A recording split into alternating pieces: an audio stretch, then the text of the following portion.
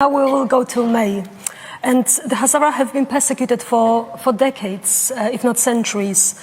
And of course, right now, some experts say that, of course, we see the serious risk of genocidal atrocities against the Hazara in Afghanistan, now that the Taliban took over. Could you just tell us a little bit more about the serious risk faced by the Hazara in Afghanistan? Yeah. Thank you very much. I think when we talk about the Hazaras, it's very important to give a little bit of historical context into the persecution of Hazaras. For those who don't know, the Hazaras are an ethnic group based, native to the country we call Afghanistan today, who have been persecuted for centuries. But the intensity of persecution of Hazaras really started in the 1800s, the dawn of the 19th century. And so between 1891 to 1893, the king of Afghanistan, Amir Abdurrahman Khan, massacred 2/3 of the entire Hazara population. They enslaved the rest of the popular community. There were thousands of Hazara women and children were sold as slaves. In 19th October 1893, Times London reported that 10,000 Hazaras were sold in the bazaar of Calcutta, India. So at that time, with the population of Afghanistan being about 5 million, that is around 0.2% of the population. So we can see the intensity or the length of the persecution the Hazaras have faced historically. But when we talk about the persecution of Hazaras, there's 3 reasons as to why Hazaras are being persecuted. There's the historical context in which I just explained. There's the religion aspect of it as well. The Hazaras follow Shia sect of Islam, unlike the majority of Afghanistan's population. But of course, we also have Sunni Hazaras, Ismaili Hazaras, Christian Hazaras, as well as secular Hazaras. So it's a very diverse group of people. In the 1890s, again, this links back to history. The king of Afghanistan declared the jihad against the Hazaras. And this was the focal point that led to the huge massacre of the Hazaras in Afghanistan. And ever since, the persecution continued in Afghanistan, but of course it was a different level, different intensity. But the Hazaras faced another dark history when the Taliban came to power in 1990s.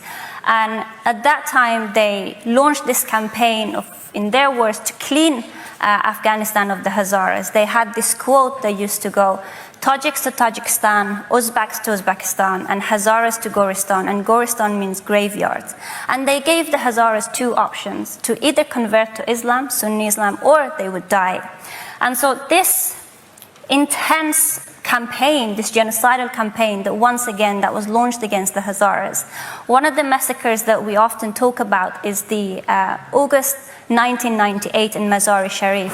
Reportedly around 10,000 Hazaras were massacred within the span of just 3 days. The families and the neighbors were not allowed to bury the bodies of the victims, which they were just left out on the street to be eaten by wild dogs.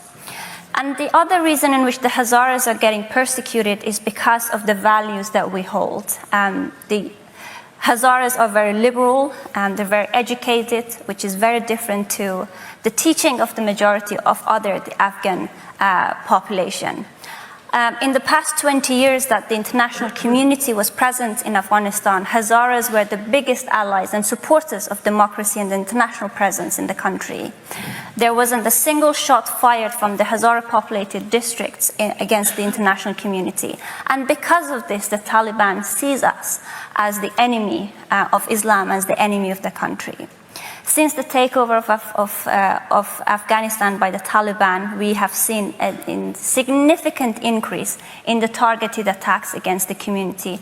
Lord Pickle talked about early signs of genocides, and this is something that the situation of Hazara resonates very much with what happened during the rise of Nazi regime in Germany, because the hate literature, the early signs started back in the 1890s, and they have continued because it has been implemented into consciousness of the Afghans in the country, which means that this propaganda, misinformation, hate, prejudice have continued. And because there has never been intervention in Afghanistan, it has continued. And this is why we see no regret or guilt when the Taliban are targeting the Hazaras in Afghanistan.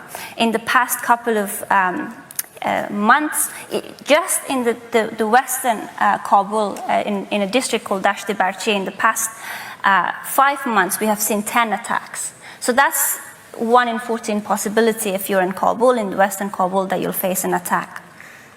And unfortunately, these signs are very clear. By definition, these are genocidal acts that's being carried out against the Hazara community. And without any intervention, it will continue as it has continued in the past 130 years. Thank you very much, May. And indeed, there have been no oversight and no monitoring of the situation. But ultimately, you are now involved with an inquiry, parliamentary inquiry into the situation of the Hazara, and the report will be most likely published tomorrow. So, of course, we look forward to see what are the findings of the report and what can be done in response to the atrocities.